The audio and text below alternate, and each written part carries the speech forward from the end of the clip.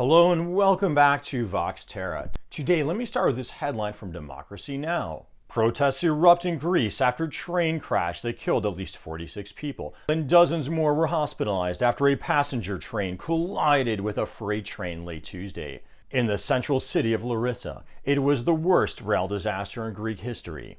In Athens, police in riot gear fired tear gas at protesters who gathered outside the offices of the private company responsible for maintaining Greece's railways. Greece privatized all its rail systems and other public infrastructure in 2017 as part of an IMF bailout amid a debt crisis. So key one here, note, first of all, Democracy Now! Is one of the few channels that I would consider, few shows I would consider true left in their analysis, and that they bring in these corporate business interests behind the scenes in our society. Second point I want you to really highlight here is that train system in Greece was privatized after an International Monetary Fund bailout. Now that's important pushback against what I grew up with my whole lifetime, is just that privatization is the way to go. Everything's going to be more efficient that way. Second, it's important pushback against what I consider the false conspiracy narrative that all these large international organizations or even national organizations and businesses and governmental bodies are part of some nefarious plot to somehow take away freedom and bring, quote, socialism. Now, I put socialism in quotes, air quotes, can be a little annoying. People do their air quotes all the time, but I put it in quotes because a simple definition of socialism is public ownership of the means of production. So, if these large international organizations are pushing a privatization agenda, that's actually the opposite of socialism.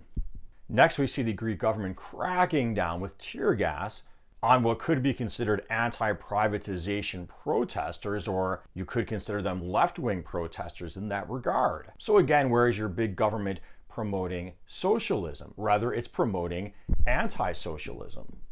Now, simply regarding rail traffic and our environment, I don't want you to get the wrong impression that these train crashes happening recently, like in Ohio, now Greece, mean I'm saying trains bad. No, it's this type of poor regulatory environment controlled by the governments and our media as well by these business interests that is more the problem. Rail has generally been championed by environmental organizations across my lifetime as it is typically more fuel efficient. Now, the fact that I'm saying these large international organizations are influenced by these powerful, vested, wealthy interests does not mean that I am saying let's do away with these large organizations. On the contrary. Why on the contrary? Because I believe, let's analogize it to the federal government level in the United States.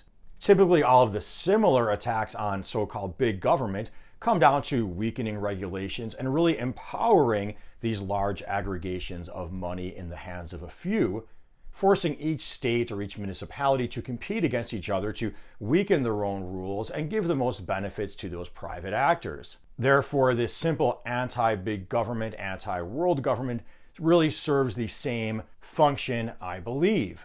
So the solution would be to call out those moneyed interests within any government, be it international treaty organizations or the federal government or the state governments. That takes vigilance, and that takes heeding people who are actually working towards solutions, like actual real environmental organizations, actual real workers' rights or health and safety advocates. And it means not demonizing or dismissing those people who call themselves socialists, because whether you agree that a system of public ownership would be easier to manage than all of these various private actors or not, by demonizing them, us average people, I believe, or even those wanting a more publicly just system, are losing a lot of our bargaining power. Remember, capitalism is a get what you bargain for system. Demand a little, get even less. Demand a lot, get something. Well, I think that is enough for today on that topic. Let me know your thoughts. Please comment, please like, subscribe, click that notification bell. Oh yes, and please join my 2 patrons at Patreon, helping make this channel possible, which it's really barely possible if you understood my entire situation. And as always, until next time, peace be with you.